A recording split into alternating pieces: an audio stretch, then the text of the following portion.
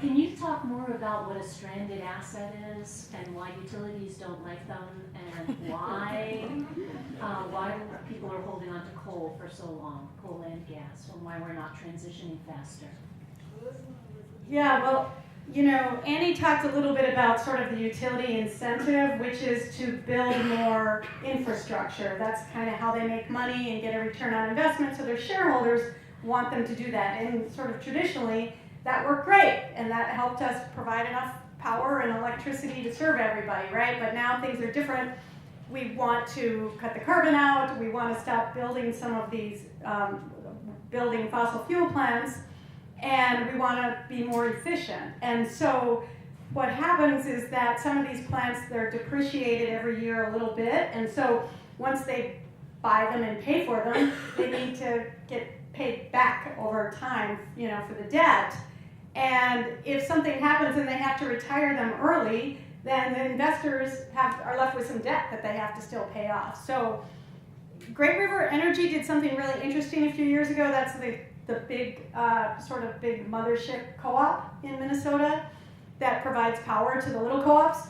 And they accelerated the depreciation on their coal plants, which is really a good thing. It allows them maybe to consider closing them earlier, because what they're saying is we're going to take all that depreciation faster so the debt's paid off.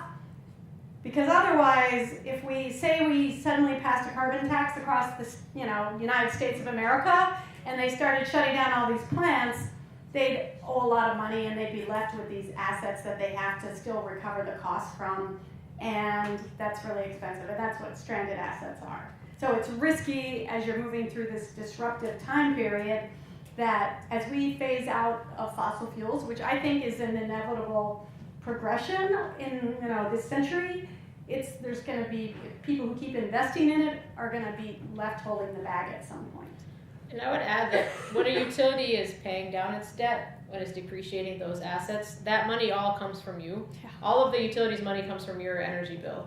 So it's customers, and that's by design. That, we all kind of like get our resources together, buy a big power plant at cheaper than we could probably power our own houses. But it's customers' money that pays down that plant. So if we're making a 40-year investment, we should be pretty sure that that's going to be the best choice for 40 years.